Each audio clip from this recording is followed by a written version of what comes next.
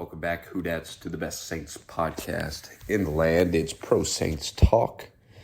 In this episode, we rehash what Ron thinks might be the most monumental, impressive regular season win in Sean Payton's tenure as the Saints head coach. Now, that's saying something, right? Going back to Dome Coming, 2006. He expounds upon that point. We also look ahead to the Dolphins game. Is it a must-win game? Gotta be, right? Gotta be. Talk about Christmas going forward. And speaking of Christmas and the holiday season, we'd like to thank Andrew Simmons and his brother Russell Simmons of Blue Dot Productions and everything that they do for this podcast. You don't often hear the name of Andrew and Russell, but you would not be able to listen to Pro Saints Talk through your device if it wasn't for these guys behind the scenes cutting it up. They're an integral piece to what we do here at Pro Saints Talk. Thank you, Andrew. Also, thank you, Russell, for stepping in. All right, you guys enjoy. It's Pro Saints Talk.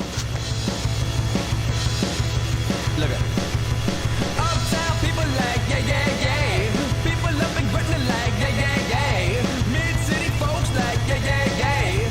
People downtown man yeah. Where are you at, Who-Dats, and welcome to this week's episode of Pro Saints Talk, coming off of what I will make the argument is maybe one of the best, if not the best, regular season victory in Saints history, at least in my fanhood. We can break all that down later, but what a win. What a night. Jay, it was our night. I'm going to tap you in here first, Jay. How we living, baby? Living good, Ron. George and you were more optimistic last week heading into it.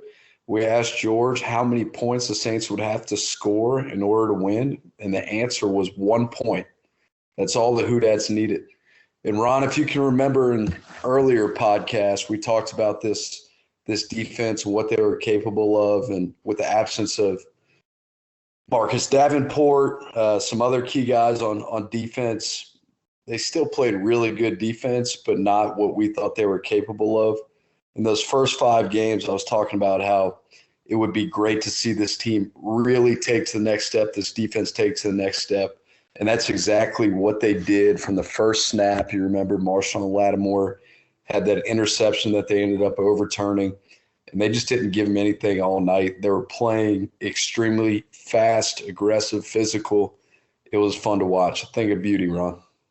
Yeah, look, the defense has had their moments this year where we've definitely called them championship caliber, we called them elite, and then they've had some stinkers. Let's just call it what they are. I mean, you have those games where you just don't have the matchups. Maybe you didn't come in with the right amount of fire, right amount of preparation, but they definitely had it all. Everything was clicking. Everything was working. The confidence was at an all-time high.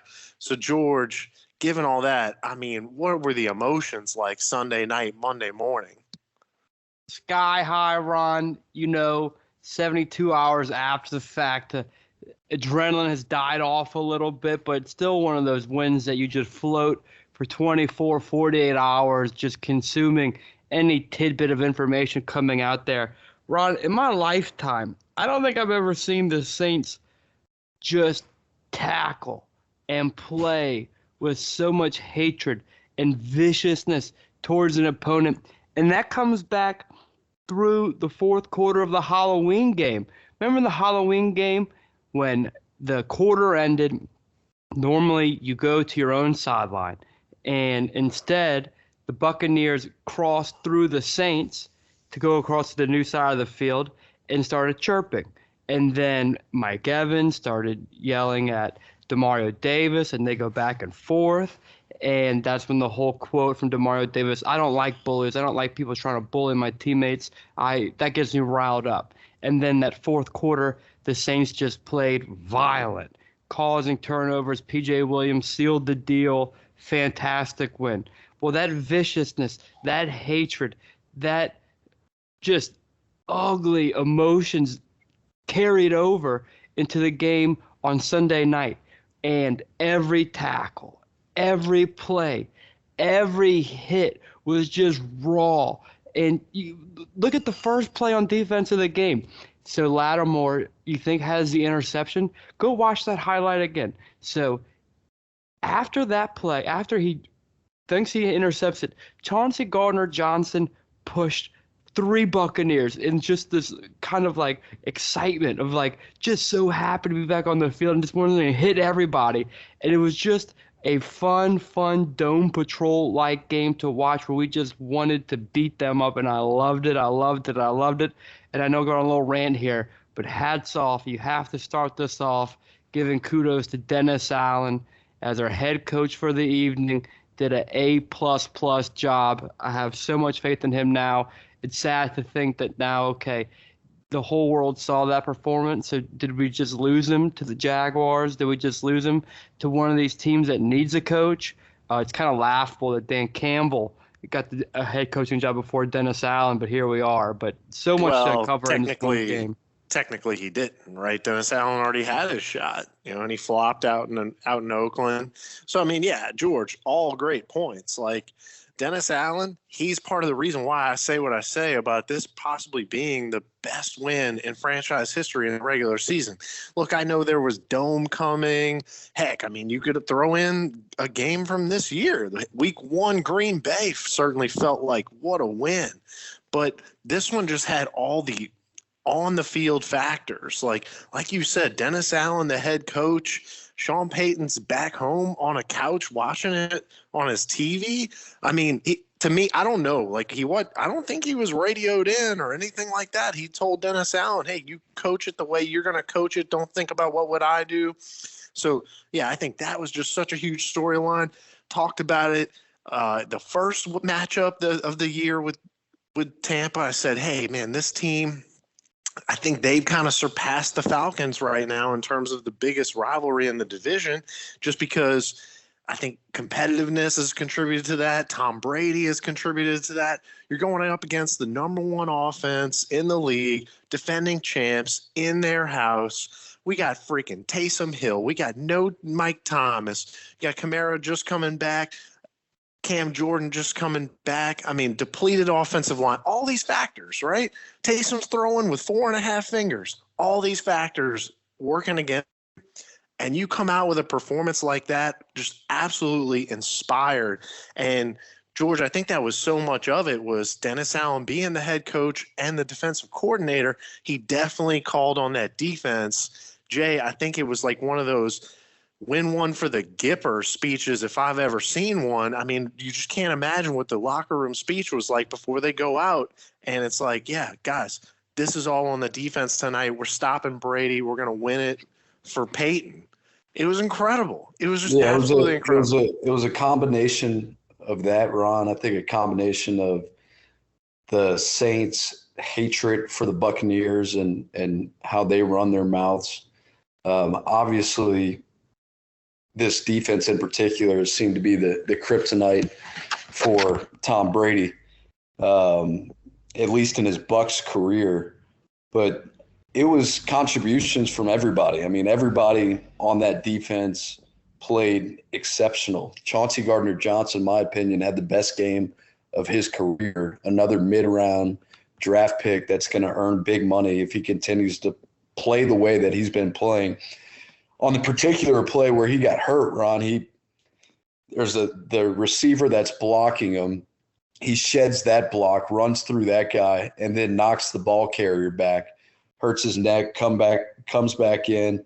And not only guys like CJ, GJ, and the guys that we're used to seeing, but Roby had a big tackle on third down. Cam Jordan looks like, he did in years 1 through 7. Earning Defensive Player of the Week honors. And to your point, Ron, I think those defensive players respect Dennis Allen tremendously and everything that he's done since he's been with the Saints. I mean, if anything were to ever happen to Sean Payton, quick story, I don't think I've ever told this on the podcast, but my first year or second year interning with the Saints, I was 21. Tracy Porter was a rookie. So I guess his second year he had the interception. against the Colts. We'll have to check on that. But anyway, I get in an elevator. It's me, Dennis Allen, and Tracy Porter, and he looks at Porter. I think Allen was the defensive backs coach at the time, and he said, "Hey, man, we're all talking about you in that meeting room. Just keep doing what you're doing." And it was a delivery and a genuine approach from a coach that just seemed different. There's something about this guy that makes you say that he has it, right? And I thought when he went to Oakland that he would do really well as a head coach. It wasn't his time. We're glad to have him back. But I think what you saw, Ron, you touched on, is the defense wanted to kick it up another notch to support Dennis Allen in that role. And if you remember early in the game, I think there was a 4th and 2, and we were all thinking, we need touchdowns to win this game. Instead, the Saints did a hard snap count, ended up getting delay game penalty and kicked a field goal. And I think that had to do with the trust that and the confidence that Dennis Allen had in his plan and in the defense, and they certainly lived up to it. That's such a good point, Jay. I mean, that is a huge point in that game where Peyton's going for that because Peyton's thinking, I got to outscore Brady, not stop Brady. He's just conceding that because he doesn't believe in defense. He's an offensive guy, right? And so, that is just it's so classic. I mean, just think about the play calling in the first game where Peyton's calling passing plays instead of burning up the clock because he's just automatically thinking, well, giving the ball back to Brady, he's going to go down and score. Different line of thinking. Definitely part of the recipe for success with Dennis Allen, just playing the defensive game. It was incredible. You highlighted Cam Jordan in there, and I mean, he was the star of the night. He was definitely the leader on the defense in terms of just setting the tone early and often, getting that pass rush. We talked about it on this podcast, hyping it up. Said, hey, man, these freaking smoke screens, bubble screens, Brady, that's why he gets rid of the ball so quickly.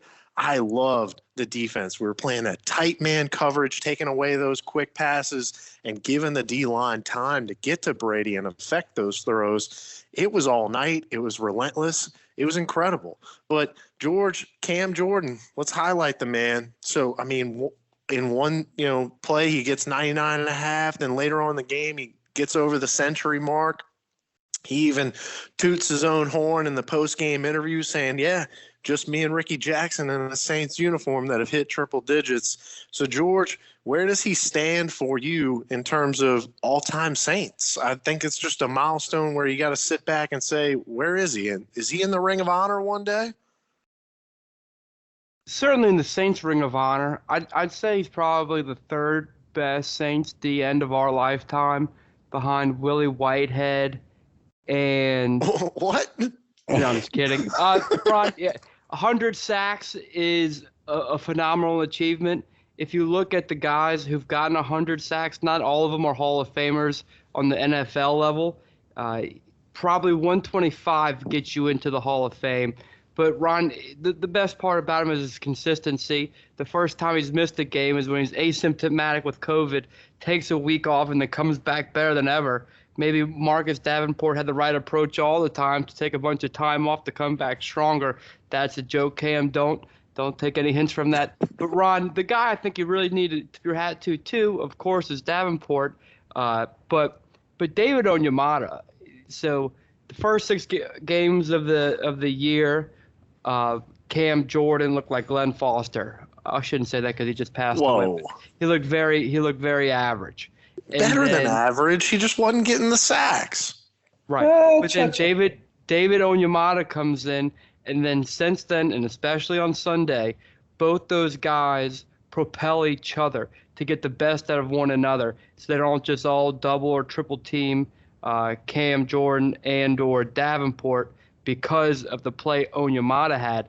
And Onyemata was fantastic Sunday, so hopefully we can keep this up. And Carl Granderson has gone from a guy who was sporadic to maybe making a third down sack every blue moon to a first down contributor, which is great because that allows Davenport to come in on those third and longs with fresh legs and make a big play because Granderson can play more than just third and longs. He can play the run, which you didn't think he could because he's an undersized guy. But that allows him to take some of those snaps to allow others to come in fresh, namely Davenport. And so, of course, the question was, how great is Cam Jordan? We all appreciate him, but this D-line is really coming together. And wouldn't it be great if we could throw Peyton Turner in the mix for the down the stretch run to get some fresh legs in there? And Ron, an interesting stat that I heard this week, I believe the number is 3. There are only 3 other teams in the NFL's history that have had 2 players to eclipse or total 100 sacks. I would love to play trivia and guess those teams after Giants the podcast. Giants and Colts. Giants and Colts. I was going to throw Steelers in there. Who are the 2 on the Giants? Strahan and LT. Yeah, Strahan and LT. Freeney and Mathis. Mathis kind of surprised me that he had that many. Yeah, that's a very interesting list. Ron, let's also talk about the linebackers. We have to get to the offense at some point, too. And everyone, crushing clickbait. In the third quarter, we were kind of like texting, do you have to take him out? Got to take him out now. You got to take him out now. This is getting bad. It's my boy. Let's be clear. That was only you saying that. that was fickle ass you saying, yeah, we need to bench Taysom. We need something else. We need something different. Ron, I've been saying we were going to talk about the linebackers all year long. You need creative substituting at quarterback, especially with clickbait, and that would have been the ideal time to do it. The third quarter, how many yards did we have? We didn't get a first down the whole third quarter. 3 and out. It's a great time, Ron. It's a great time not to be fickle, but to be strategic. Dude, that was like a half joking segment that we had where we talked about bringing in fourth quarter Trev. No, dude.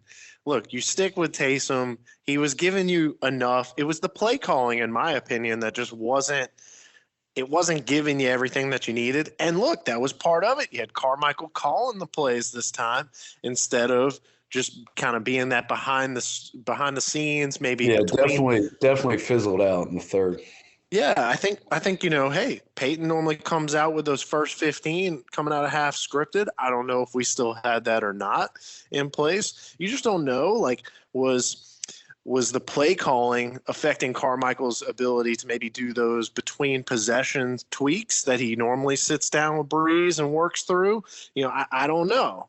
But that's just kind of my opinion there of like, I just think a little bit of play calling factored into that, because once we said this before, Taysom's got to get out the pocket, like rolling, because we've just seen it so many times where even when he does have protection, he just gets those happy feet in there, and he's got this mental clock where after like 2.5 seconds, he's uncomfortable. Ron, how about just got to get moving? Stay in the pocket, step up in the pocket. I know, but that's what I'm saying. He's just got like happy feet where he is uncomfortable after like 2.5 seconds. If he hadn't gotten rid of the ball, he ain't comfortable, and he's kind of starting to freak out in there. Well, maybe he'll have a little more confidence once Armstead and Ramrod get back, and those backup left tackle, right tackle didn't give him the confidence he needs, and so he's watching the pass rush, not looking downfield. He has these happy feet, and maybe we also have to give a kudos to the Bucs and a phenomenal defensive performance. Both teams, no doubt. So a lot of it was fantastic defense on both ends, or did we have a fantastic defense and a bad offense? I think maybe closer to the former than the latter. Jordan Mills is abysmal. They have a fantastic front seven, but it's been proven this year, last year, that if you have a quarterback that is competent in throwing the ball, that you can throw on the secondary. So, George, to answer your question, I think it was a combination of both. But, yes, you can get back to the lackluster receivers that we had out there.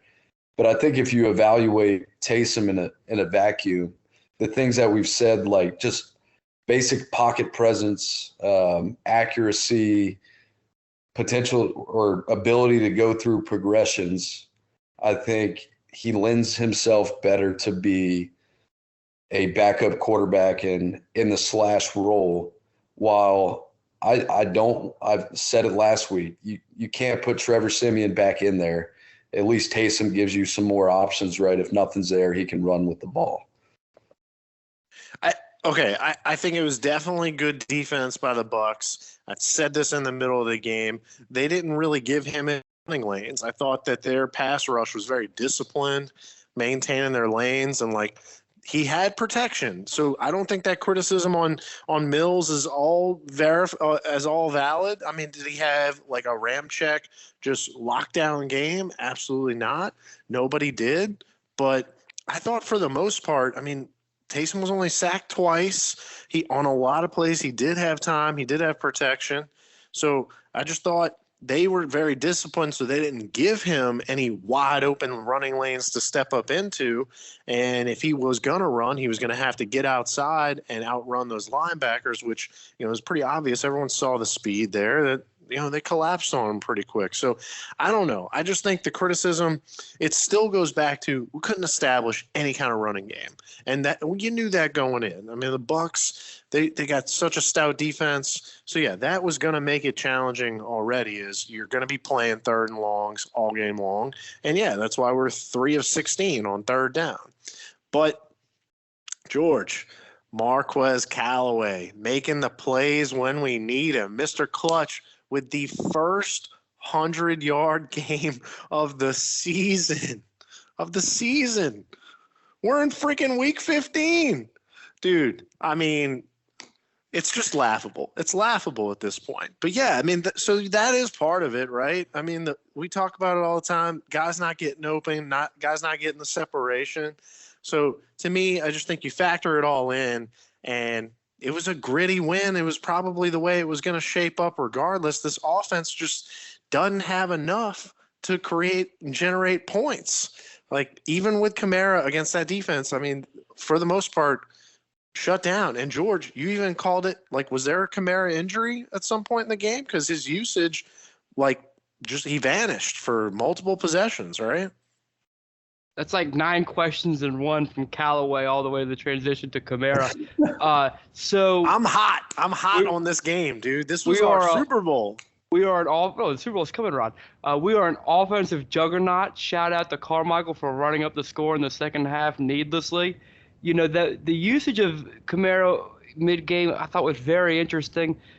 I can't explain it because Ingram was really ineffective, because with that offensive line versus the Bucs' phenomenal defensive line, Mark Ingram doesn't have the capability to make something out of nothing at this point in his career, yet Kamara is the epitome of that guy that can make $1.15 or, get 3 yards when not much is there. So it would have been an ideal game to really lean on Kamara, yet he was more of a decoy, not really giving the ball all that much. So then Callaway stepping up. Ron, we've had other – Kamara's caught 100 yards, but this is our first wide receiver with 100 yards on the season. True. But, Ron, we're a juggernaut. It's fun to watch this offense when we're really in rhythm, like you saw in brief moments of the game.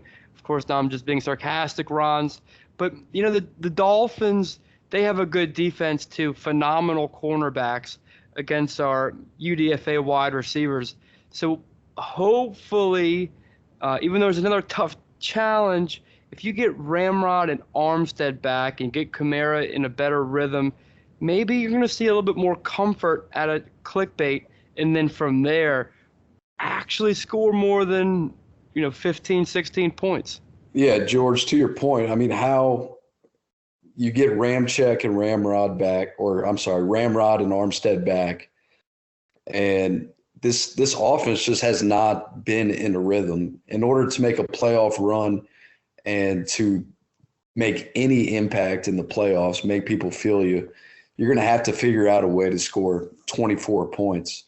Ron, in your opinion, getting those tackles back with Taysom Hill as your quarterback, how do you do that? How do you engineer offense in this last stretch of the season and to potentially make a playoff run? I think we've already highlighted it on this podcast. Look, if us three put our football minds together, I think we could maybe generate 14 to 17 points of NFL football. And I think it's just you pull it more on those QB reads, right? You do more pulls with Taysom. I mean, yeah, when they do them, they're just so wide open, so perfect. I understand you want to limit the shots on him, but it's 8 yards every time. And then bootlegs. Get the man rolling out, get him some wide open tight ends cutting across the grain. So I just think those are the throws he needs, because I think we'd be remiss if we didn't mention he had some inaccuracies that led to some drops, balls that were behind Kamara, timing was off, whatever. So we missed some big plays. He dropped in some dimes like the Callaway. And then our boy Troutman had a big drop. Vanette had a big drop. So, those things aren't helping. So, all right, but y'all bring up a great point, and it alludes to a fan question here from Geraldo Aber from the Ragin' Cajun Review. And he wants to know, George, how does the offense counter the fact that now maybe the recipe's out? Defenses just stack the box, absolutely shut down the run, don't let Taysom run on you, make him a passer. I mean, what's the recipe then? You've seen him in the preseason stay in the pocket and make downfield throws. And many of you are probably thinking, yeah, keyword preseason. But I'm just saying he has that capability somewhere in there. And he just needs to find the confidence and the rhythm and just like the ability to stand in that pocket, look downfield, and find the open target. Might be hard to have an open target if they don't exist with Traquan Smith and the poor tight ends we have. And we're down 2 tight ends now. Johnson and Troutman both have COVID now. So now we're relying on Nick Vanette and Griffin. So it just the weapons just got a whole lot weaker. But to answer the question, Clickbait has to start the game early with some downfield throws, not like Tom Brady throwing to Leonard Fournette 20 times in the flat, but downfield throws, and then keep the defense honest, and then go back to what you were just saying about using his running ability as your priority. Yeah, I agree. We've seen it in preseason. We've also, look, you see it in games, right? I mean, it's so sporadic. So it's just inconsistent. I don't know how much of that's the finger or if it is just his footwork, his mechanics, just not being repeatable. But it is what you're going to get. And okay, so next fan question, really along the same lines. Jay, maybe you alluded to this before, but this is from our boy Brian Fantasy. Have you all seen enough to finally define Clickbait? Swiss Army knife when our starting QB is healthy on offense, special teams, and then your backup quarterback, a dynamic backup, maybe can win a game with a great defense behind him. Does that sum it up for you? That's perfect, Brian. No need to expound on that point. We talked about it earlier, but I'll expound anyway. This is where we want him, why we have him, right? Your starter, Jameis, goes down. Put him in there, provide a spark at the quarterback position. When you have a guy that's competent like Jameis or whoever you bring in this offseason, then he goes back to that other slash role where he's valuable as well. Yeah, no, I agree. He summed it up. I mean, essentially that is what he is at this point. And luckily we do have this kind of defense that can put out these kinds of performances. I have to kind of get on another soapbox with George, you said this was one of those Monday mornings. You soak up every bit of media coverage you can get your eyes on, you can get your ears on, because you just want to bask in it. You want to relive it. You want to just drown yourself over and over again in the fact that the Saints just shut out the Bucs in their house without their starting quarterback, without their head coach, without their all-pro wide receiver, without 3 starting offensive linemen. But that wasn't what I got when I turned on the national media. All I got to hear was, does Tom Brady deserve a pass because he had his top 3 pass catchers come out the game and his top rusher come out the game? I am so sick of this. I didn't hear one excuse made for all the pieces that we're playing down with. We're playing with half a deck over here. And Tom Brady, last I checked, is the GOAT. 7 Super Bowls, has done it with literally every group of personnel you could possibly imagine. So I don't even want to hear it. Like, I'm so sick of that crap. George, was that firing you up like it was firing me up? Yeah, no one's been hit by the injury bug worse than we have. And the injuries that Maybe the Ravens, but like, yeah, we've got to be 1 or 2. Right. So the Buccaneers, though, those injuries came from vicious hits. Godwin, Fournette come to mind. The Saints were just hitting them with viciousness. And I think that might come back to Jameis Winston. They might view y'all dirty hit our quarterback, took him out for the season. We loved him. And maybe that was kind of what gave the Saints the inspiration and the motivation and the adrenaline and the hatred and the ugliness to be violent and knock the Buccaneers out and injure the Buccaneers and hurt the Buccaneers and just give them all the pain they can handle. It was like a fight. That's how that game was. Chauncey hitting him hard. Quan Alexander, of course. Even Marcus Williams for a couple plays was actually getting his nails dirty. You love to see it. That's like a Newman kid getting his nails dirty. So it was just fantastic to see every guy, even Roby on some big tackles, Granderson on some big tackles, Jalen Holmes, a guy mid-game that we didn't even know who he was. Huge hits, top to bottom. I can't imagine. I don't recall a single similar Saints game in which from top to bottom they brought it with the viciousness. So the injuries were inflicted because of that's your question, comparing injuries. These injuries were inflicted like in a boxing match because they just kept hitting him with body shots and body shots and body shots until Fournette couldn't go anymore. Oh, it was a bat game. It was a bat game for sure. Ron, we got a game next week. Wait. We got one question on that subject. Jay, your boy Tito's asking, was PJ's hit dirty? Because you better believe every Bucs fan went straight to Twitter and in 140 characters was whining and complaining. Yeah, I think they still are. Shout out to Tito and the S9 secured championship for the first time in PBL history. Beat the Blues, led by Shane Vetrano on Sunday. 4-3. Jason Sorbet goes deep, 3-run homer, bottom of the 8th, 2 outs to take the lead 4-3. The Nines never looked back. What was the question? Was the hit dirty? No, I mean, this has been debated on Twitter, all the talking head shows. I mean, and Chris Collinsworth is saying during the game, like, classic Chris Collinsworth. I don't know, some receivers, ball carriers much rather get hit in the head than down low. And if that's illegal, that should be illegal. He's like, it's a player. I don't know what I'm saying. Well, precisely what you're saying, Chris Collinsworth, is that receivers would like head injuries more than they would leg injuries because you're going to be out longer with the leg injury. So give me the concussion instead. And what are tacklers left to do if you can't hit them low? If you hit them on the shoulders now, it's almost commonly confused as a blow to the head.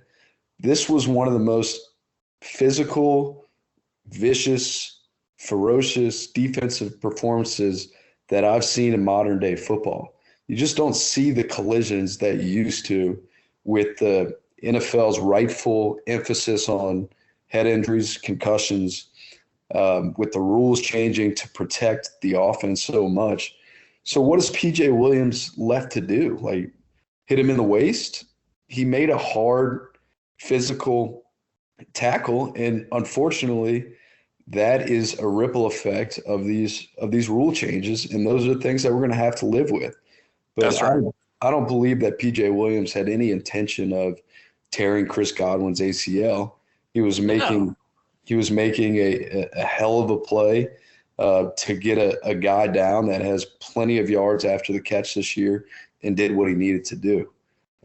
So I don't think we can get lost in this noise. No, and look, all they got to do is check the tape, dude. If they think PJ was just playing dirty that night, check the tape. That's how the dude hits, man. He is a product of the NFL environment. The guy goes head down for the knees and below, every time. Sometimes he puts the crown of that helmet on the football. And Ron, So- PJ Williams is quietly having a fantastic year, his best year of his NFL career. Remember a guy named Patrick Robinson? Remember a discussion Who? early in the early in the season about what are the Saints going to do at cornerback? Paulson and Debo had the bad play against Cordero Patterson in the Falcons game where he let him get behind him. But aside from that, the guy has been rock solid as a rookie, where Roby's having a hard time even getting on the field. Chauncey, we talked about how well he's played. I mean, this secondary, these corners specifically, have played fantastic football. No, it's so ironic. I mean, yeah, that was so much of our preseason, off-season discussion was, oh gosh, what the hell are we throwing out there for cornerback number 2? And now it's an embarrassment of riches. So, okay, Jay, you are correct. We do have a game coming up. And look, for the players, they're well beyond the 24-hour rule. Yeah, we got to bask in it a little bit longer than they do because we're the Rons, we're the fans. But we got Dolphins on deck, all right? So, look, Dolphins, who is this team? I mean, they have won 6 straight. People are probably like perking up like, what? The Dolphins have won 6 straight? Yes, the Dolphins have won 6 straight. They have the same record as your New Orleans Saints. And look, have all those wins been just absolute, contenders? No. I'll just run them down for you, George, because I know this was a topic of discussion we were having earlier this week. Texans, Ravens, which most inconsistent team in the league maybe, Jets, Panthers, Giants, Jets. So, yeah, a wide array of victories, but victories nonetheless. And we've seen, look, victories are hard to come by, for us especially. And this one's going to be no cakewalk. I don't care if it is Monday night in the Dome. We got all the momentum right now. They got plenty of momentum too. We're fighting for our playoff lives. They're fighting for their playoff lives. George, what's the fear factor going into Monday night? There's no fear, Ron. You love questions like that. What are you scared of? What do you get? I'm not scared of the Dolphins. You can go be scared of the Dolphins all you want. I'm not scared of the Dolphins. Our defense is peaking at the right time.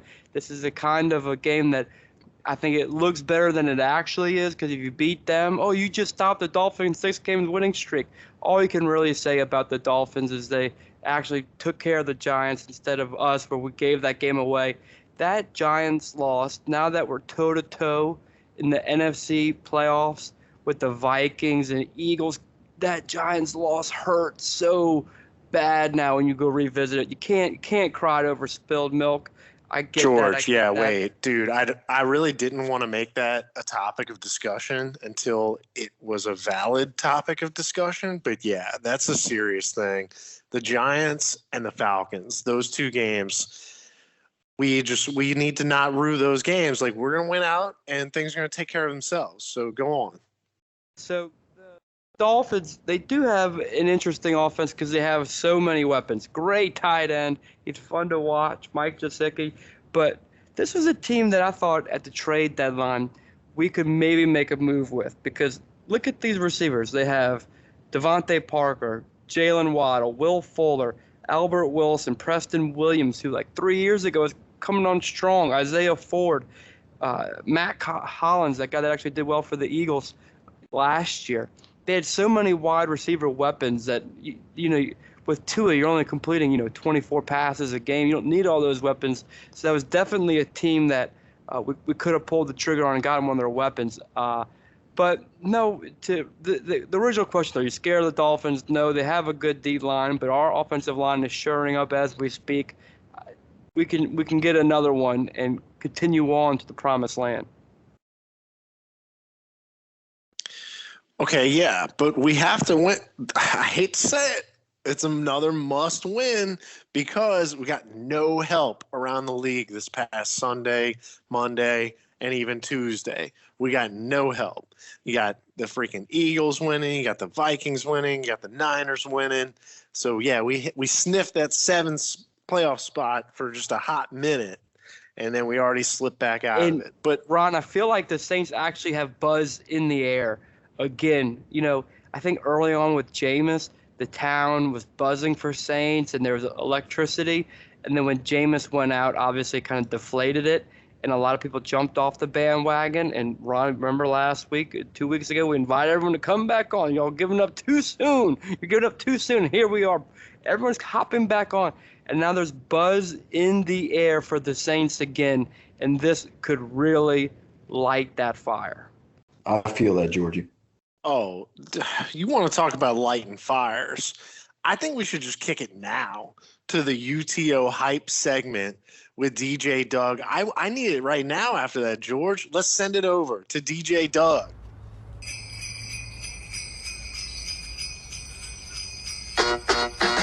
Oh, bruh, we back.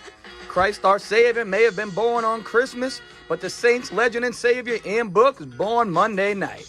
We got all the wise men and kings coming UTO, bringing gifts of twisted teas, Miller Lights, Fireballs, and Modelo's.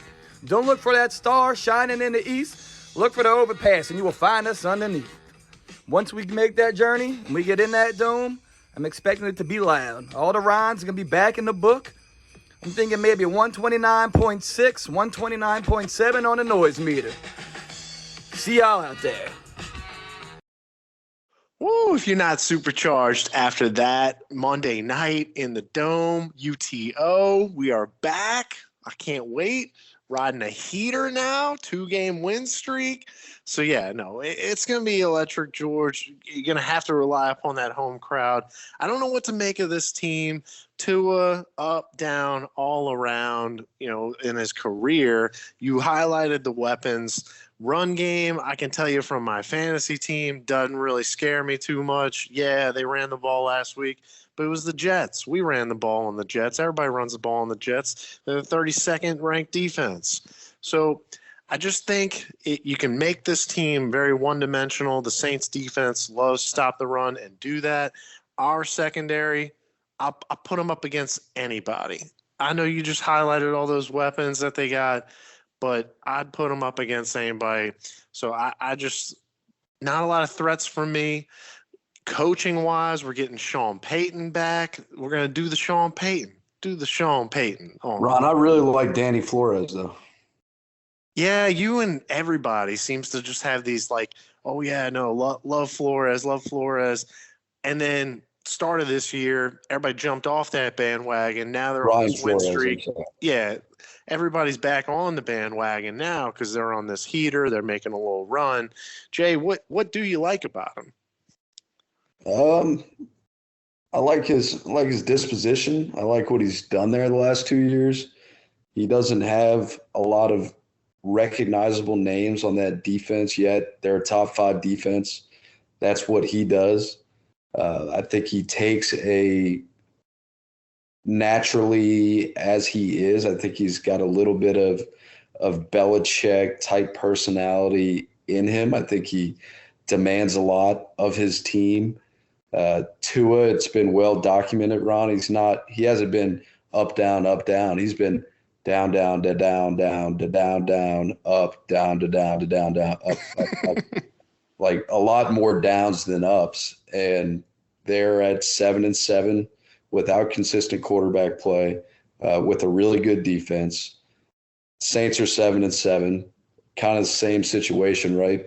Inconsistent quarterback play, really good defense. This is a hard-nosed football team that's going to come to play on Monday night. I think our defense is going to want to take the same approach that they did. Of course, they're going to want to, but I think they're going to deliver in a similar approach. And look, if we're going to go, this team's going to go as far as this defense goes. So nobody's scoring points on us, and that they're capable of that week in and week out, especially in the last 3 games, or especially in these next 2 facing Miami and Tua and Carolina and whatever the hell they got going. And you got to figure, guys, if we win the last 3, if the Saints go 10-7, there's a really good chance they're going to make the playoffs. You need to win all 3 of these. If you go 9-8, you're probably on the outside looking in. I know 10 out of 13 games this year we've said are must-win games, but I would agree that this is certainly one. No, we've made them must-win games, and the action around us has made them must-win games. Jay, I do have to just bring you back to our top 5 defense Dolphins. Hell no, dude. They're like middle of the road, slightly behind the middle of the road. They're like 17th, 18th ranked defense. Talking about the last 4 weeks, dude. Oh, okay. The last 4 weeks. Well, I already highlighted who the hell they've played the last 4 weeks. You know the Jets other reason twice, I like Giants. You know the other reason I like Brian Flores? His brother, Danny Flores, hence why I called him Danny, was our equipment guy at Columbia. Rode the subway right over from the Bronx to Morningside Heights. And he said, my brother's the defensive backs coach for the Patriots. I said, what? And then you heard all the noise, and then he was the coordinator, and then he's the head coach of the Dolphins. So been a fun story for me to track. Oh, yeah. No, hey, happy for the guy for sure. Doesn't mean I got to root for him Monday night. So, look, George, let's get to, I guess, one fan question that I just wanted to highlight because I think it just, goes towards the path forward here. Ron, wait, time out. Before you ask this question, your priorities are all backwards here. I'm like shivering. It's kind of getting cold. I got a plan for me personally Monday night because it's going to be a big game. Like Doug said, UTO, we're going full run. We're getting the buzz back in the atmosphere. Do I wear a pullover, a sweater? Is this vest weather? Windbreaker? Is this no shirt weather? Maybe just a T-shirt? I mean, how can we think about the game itself when I myself don't know how to prepare? Jay, can you think of anyone that can help us in this department? How about Red, the weatherman? Hey, Rons, it's Red, the weatherman. And this Monday, December 27th, your 7-7 New Orleans Saints are taking on the 7-7 Miami Dolphins in the Caesars Superdome, a kickoff at 7:15 p.m. Anyway, Rons, let's get right on over to the weather as we play in the Dome, and I expect the weather not to affect the game, but to affect the tailgating. So, let's look at this weather. It looks like we'll be setting a record high, or getting close to it at least, which was set all the way back in 2015 at 80 degrees. And I'm looking at a brisk wind out of the southwest at 8 to 18 miles per hour, a 6% chance of rain, and a 61% cloud coverage in the immediate area. Let's go ahead and sum it up into 3 words for you, Rons. I'm expecting it to be ho, ho, hot. That's right, Rons. And remember, one important thing, whether you like it or not, it's Red, the weatherman. All right. Sun goes down. So does the temperature. Thanks a lot for that, Red. When the sun goes down. Wait, Ron, you just butchered a great pun because Big Eddie, the father, filled in valiantly for the son you're right. last week.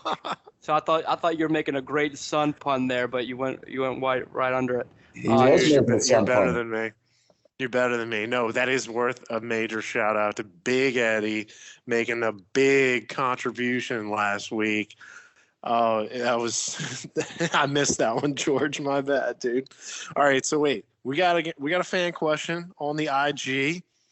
Jay, we on IG Live? No, not this week.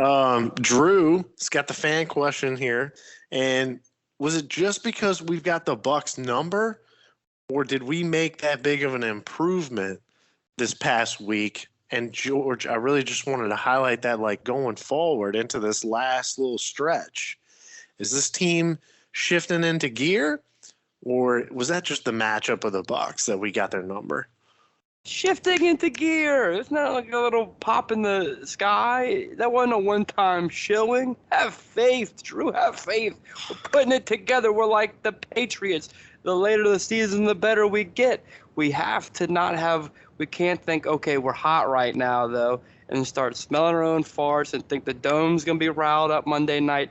You got to stay humble. You got to stay gritty, and you got to do it again versus the Dolphins, and don't let up. Don't start giving big plays because you think you're hot shit. You got to keep it up, but you're seeing the team round into form. You see this defense really play synchronized.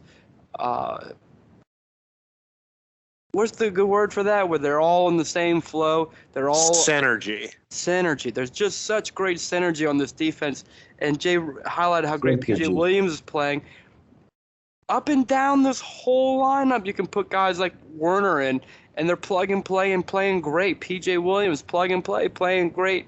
Granderson, we've already highlighted. Shy Tuttle's getting in there, making some action. So I love to see how this defense is rounding into form.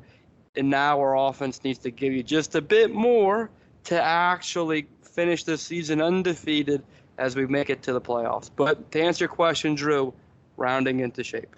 No, George, Tirico even highlighted. He's like, he was just like dumbfounded. He's like, gosh, so many contributors for this Saints team. It's just next guy up, next guy up. They just got like, we got 3 deep at some position groups that are playmakers. So yeah, no, I think that's well documented. Now, look, this streak, this little 2-game streak back in the playoff hunt, it's got some people back on the bandwagon, just like you talked about, George. But then it's also got people scratching their head, playing the what-if game. So, Jay, I got a fun one here for you from Ronnie DeRoche. He's saying, so, okay, explain to me again why we didn't go after Phillip Rivers. I mean, I guess he's just coming from the space where you see a defensive performance like that, and you think, man, if we would have just gone and gotten, like, the Brett Favre of the Vikings or Jets, era, this is a Super Bowl team. But he also just has a comment, not a question here, which these are also welcome, all you Rons. Anyone who thinks Taysom is a starting quarterback is a moron. Now, look, that's just that's Ronnie DeRoche's opinion, George. I'm just reading that It's unfiltered. just like your opinion, man. No, it's for the same reason that Sean Payton paid Taysom Hill $10 million when he was coming off a concussion against the Washington football team. Sean Payton, the same guy that said Taysom Hill reminds him a lot of Steve Young. I mean, Sean Payton sees something in Taysom Hill that we haven't seen from his 7 starts at quarterback. That's not to take away from who he is, but I think we have a pretty good idea that we've discussed to exhaustion of what he is in the quarterback role. But if you go back and look at the point where Jameis went down, the Saints were 5-2. You got this guy, Phillip Rivers, that lives in Fairhope, Alabama. I think it's a good point by Ronnie DeRoche that clearly would have liked to listen to what the Saints had to say, and it probably wouldn't have taken much. And go back and look at the stats for Phillip Rivers last year. He led a Colts team to an 11-5 record, good touchdown to interception ratio. But how much more confident would you be about this team going forward? What would the Saints' record be instead of 7-7 if it was Phillip Rivers or Marcus Mariota or Gardner Minshew or just somebody else that's not on this roster right now? Yeah, but factor also in, like, all right, down currently. I know this hadn't been the story all year long, but, I mean, it's way more games than not. We have not had our full starting complement of offensive linemen. So just factor that in, too. You pull in these, like, ringers at the twilight of their career, or even beyond the twilight of their career. It's like you got to have rock-solid protection for them. Otherwise, it's over in a flash. So, yeah. Ron, remember that game where Drew Brees threw 4 touchdowns to UDFAs? Yeah, I do. A point. Maybe it all stems from the quarterback. I mean, how many times did we say Drew Brees make Jamal Jones look like Jerry Rice? I mean, that's a bit of a stretch, but you know what I'm saying. No, and I mean, look, there's absolutely a point to that. I talked about the accuracy being a little bit of a contributor to the drops. I don't know. Sometimes it's just touch, right? Like some guys just throw a catchable ball, but some of that's just repetition, right? Some of that's like, dude, Taysom still doesn't have a ton of consistent practice reps with these guys. You don't even know, like with the finger, how many throwing reps he's doing in the given week. I mean, Ron, I got a fan question. All right. In regards to this subject, Hunter Riley wants to know, in what scenario does Drew Brees come back this year? First off, is it even like rosters are locked, right? Is this hypothetical even? Like, don't tease me, bro. You can sign anybody. The Buccaneers just signed Le'Veon Bell. You can sign anybody you want. Free country. Okay, all right. No, I didn't know if it was like after a certain date, like rosters are locked or something like that. I just didn't want to get my hopes up. Like if Saints win the next 2 games 9-6 and they're 9-7, is Peyton calling Breeze and saying that, look, we've allowed a combined 12 points in 3 games. Come on, let's go. I think it's got to be more than that, Jay. You can't just get him out for a freaking week 18 win and get in the playoffs. I think your team's already got to win to get in the playoffs. So you win the next 3. Yeah, in some scenario of, okay, yeah, we only gave up like 12 points over 3 games. Defense is playing electric. And Armstead's got to be back. Ramchek's got to be back. And you got to feel really good about Throckmorton filling in at guard. And just the offensive line's playing rock solid. Kamara's fully healthy. Ingram's fully healthy. And Ron, you're taking this question very literally. I think am. It's a bit of a joke. I am. I mean, this has been a roller coaster of a season. Wait, I wanted to hear the answer. I was like, wait. So you got to win. You got to make it to the playoffs. And then – like Taysom's got to like have a season-ending injury. Simeon's got to have a season-ending injury. And so then it's just like, come on, Drew, don't make us start Ian Book in the playoffs. Like, this is our Super Bowl run. Come on. That's the scenario. Dude, this season has already given us so many storylines.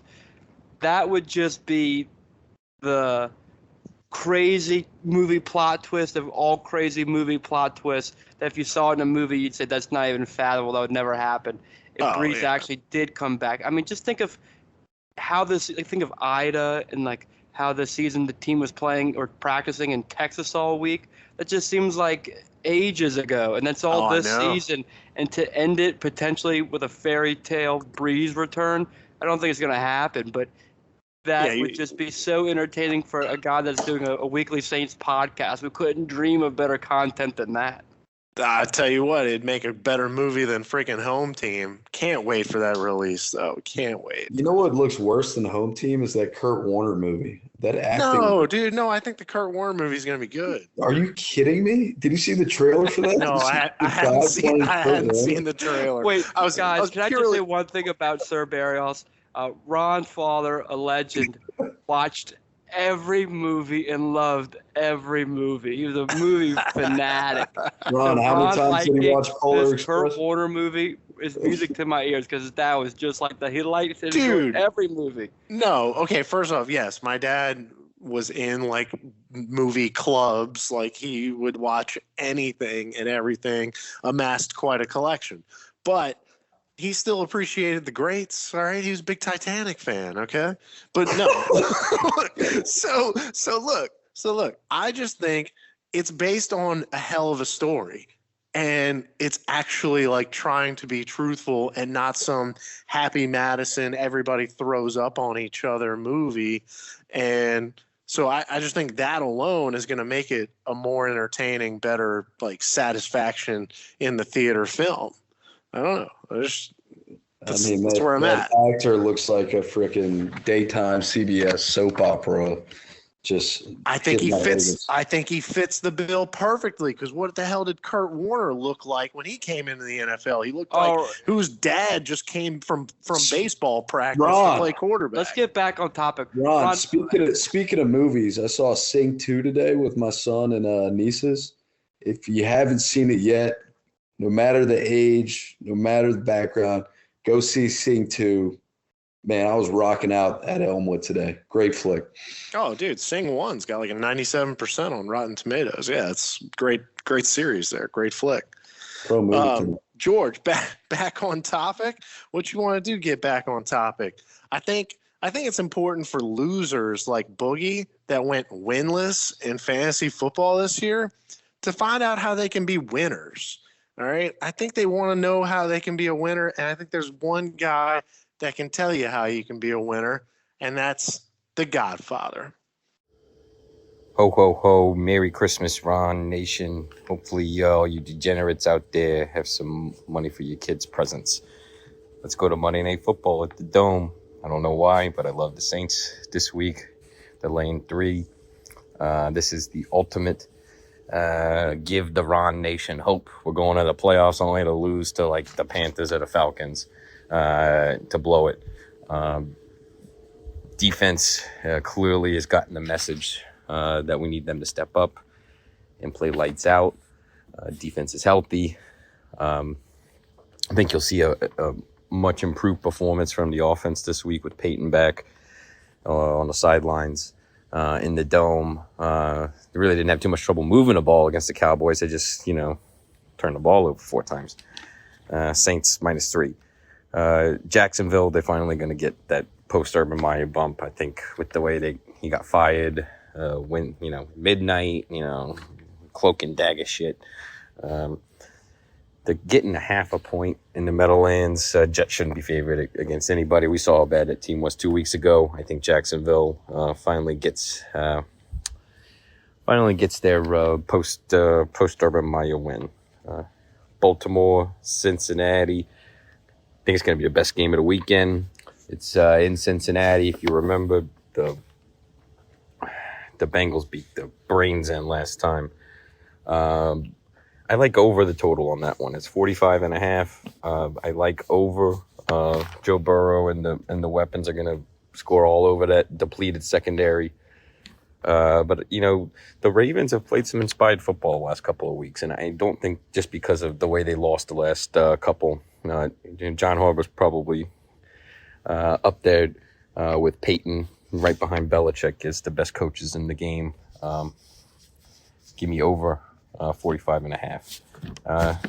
Buffalo, revenge. I don't know what the weather forecast is. I need red. I should have texted them before this, but I know it's not going to be a hurricane, tropical, whatever that was in Buffalo a couple of weeks ago.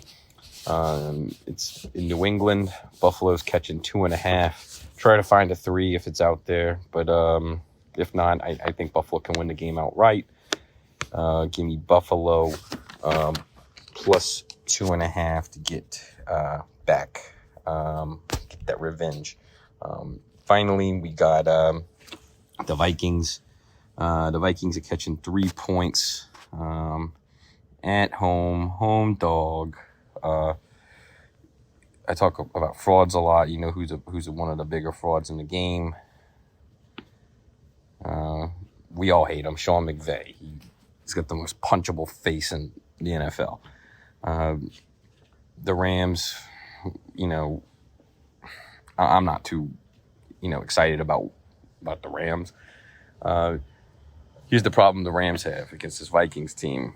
Thielen will be back. You got Thielen and Jefferson. The Rams, with their all-star approach, yes, they got Jalen Ramsey, but you got to cover 2. You can't just cover 1.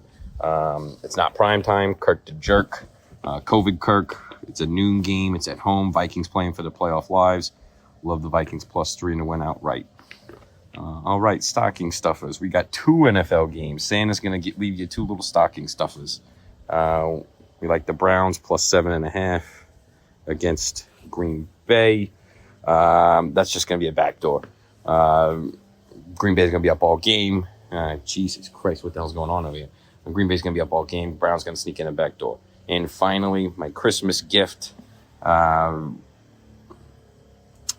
going against the grain here. If y'all remember, everybody's saying, Kingsbury's a fraud. He's a fraud. Who's been saying that since like week 3?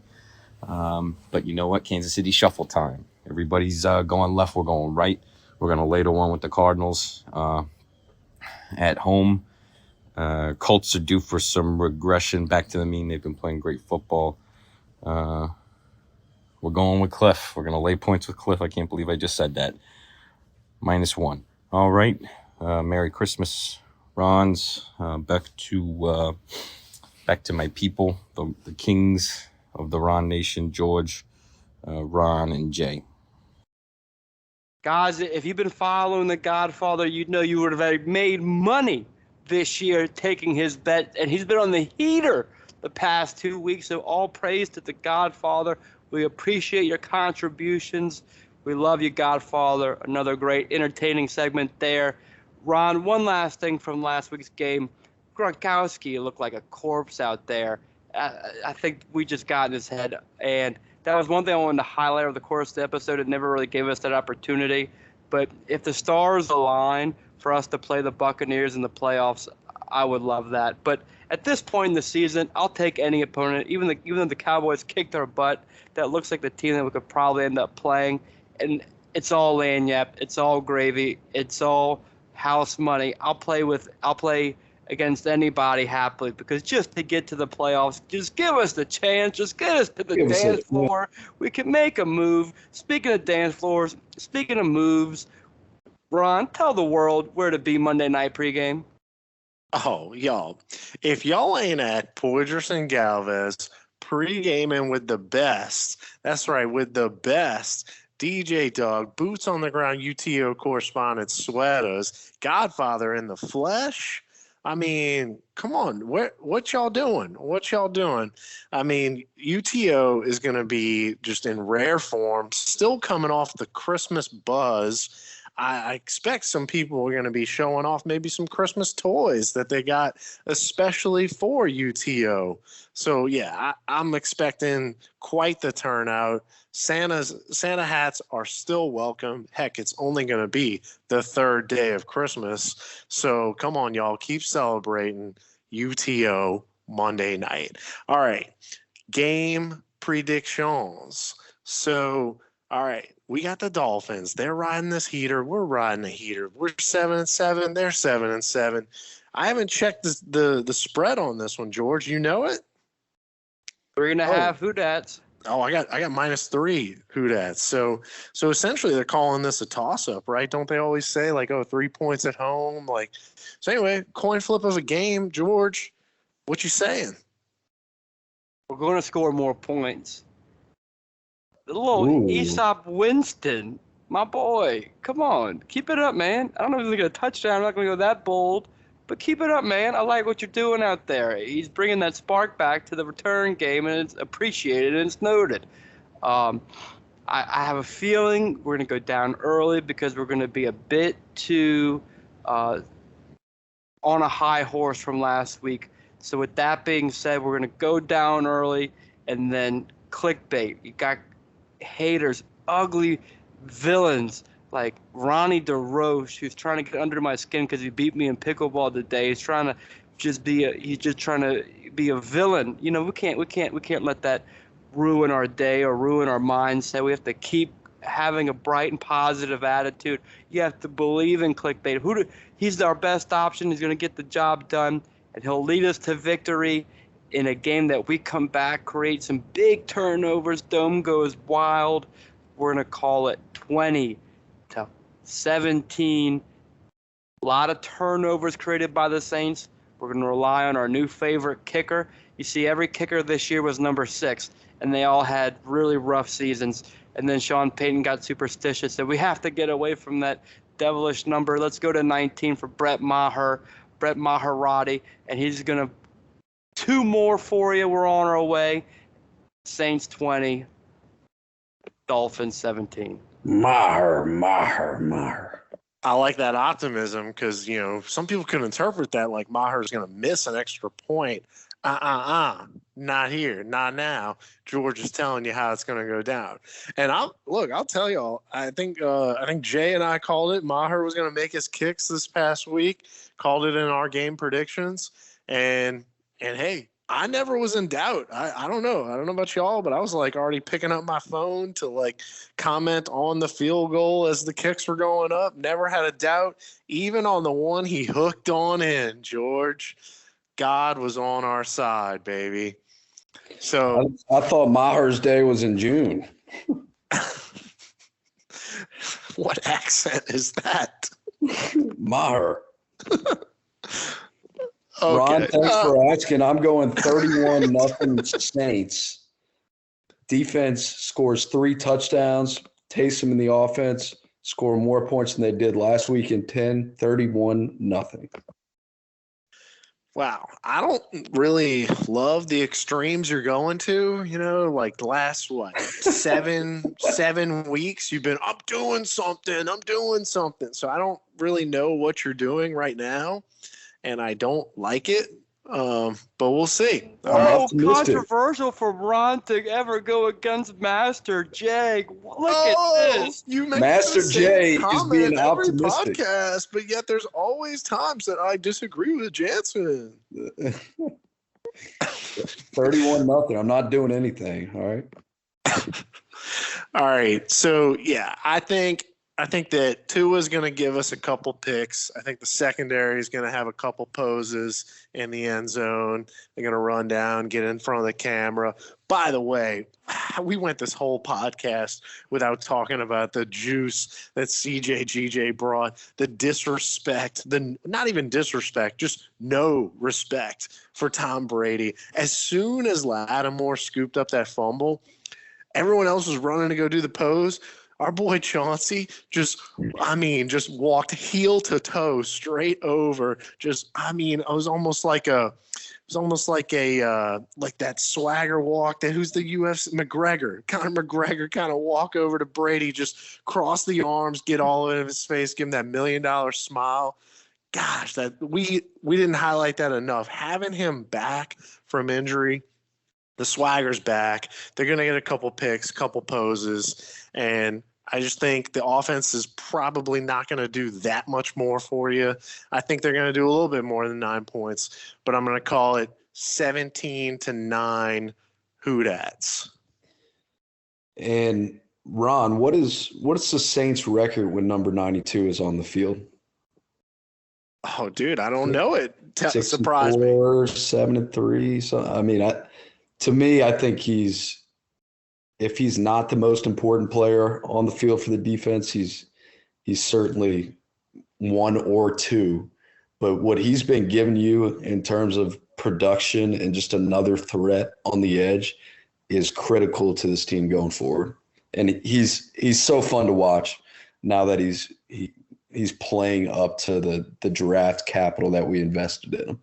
And I feel like he's arrived in a way, but he hasn't really, really arrived. And I think I'm optimistic that going forward, Davenport to a left-handed quarterback, right? You don't see many of those. Guess who's coming from the blind side? Boom, hit him.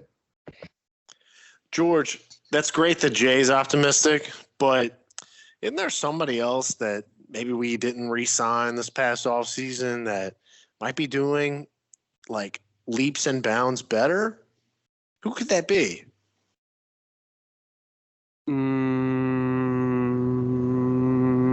AFC North.